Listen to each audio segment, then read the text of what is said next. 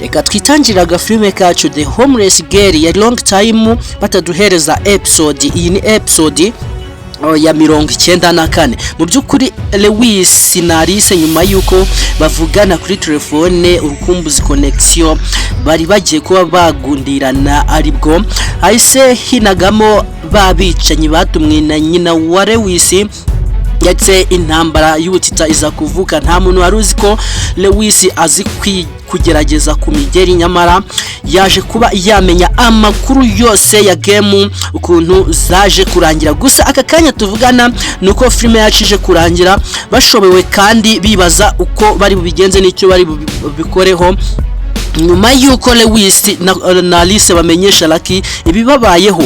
Mbere yaho gato twakoze episode ivuga ku bihereranye n'uburyarya n'ubucakura bw'uriya mukecuru ngo ni nyina wa Lewis. Nta kuntu ushobora kumbwira ngo igikeri ngo cyahindutse inzoka ngo cyangwa se ngo urukwavu ngo ruhinduka ngo impyisi, ntibishoboka. Icyo uri cyuhora uri cyo, uko wabigenza kose, uko wakwigira indyarya kose, icyo uburi cyo uhora uri cyo. Muri rusange nta muntu numwe wari uzi neza yuko Alice bazamutenguha kugeza ubwo abicanyi baza kuba bamushimuta cyangwa se ngo bamwomonganishe. Muri rusange murabona urukundo Alice yerekwaga nuriya muvyeyi w'igikoko w'igisimba w'ikinyaruvu kibi. Umuntu wese yaramaze kuba yakwisetingamo ko ibintu ari amahoro kandi bizagenda neza. Murabyibuka episode yacu ya 94 irimo gutangira nuko igihe Nana yamwibutsaga ko burya ibintu bimeze neza, ko Alice agomba kuba umukazana nyine, nawe wabonaga ko abishishikariye, ariko bitunguranye bije kuba byahinduka kandi biteye ubwoba cyane ku buryo ubu Alice na Lewis barimo kwibaza icyo gukora byayoberanye. Ese nyina wa Lewis araza kubyitwaramo gute ko ibye byose bigiye kukarubanda? Ikindi kandi uriya mwicanyi akaba avuze ati ngewe nzaza kubihamya neza ko ari we wantumye.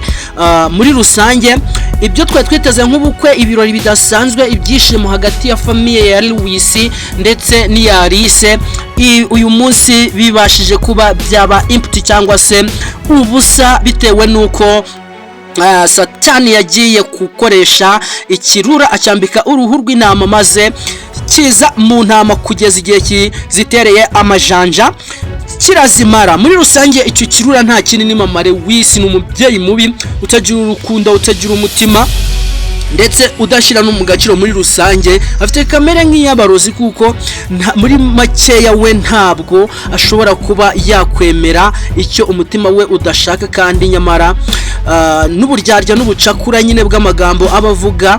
Murabyibuka neza ko yagarutse ku jambo rivuga ngo arega ngo gufasha ngo abahandi ngo nasanze ngo ngewe nirenganya. Ukibaza ngo ese yaba ari impamvu yuko atigeze akansaringa bari abicanyi ngo abamenyeshe ko akazi karangiye, cyangwa bwari uburyo bwo kuba yakomeza kuyobya uburari kugira ngo abone uko amufatisha, kubera ko amakenga yari kuzaba yarangiye. Amafaranga akomeje kuba yakwishyura, bivuze ngo byange bikunde bigomba kurangira akoze akazi kayo. Gusa icyizere kidasanzwe twebwe turimo kugendana uyu munsi nuko ibintu byange bikunde yabyemera yabihakana bigomba kugenda neza. Urukundo rwa Lewis rumaze kuba strong mountain, strong rock.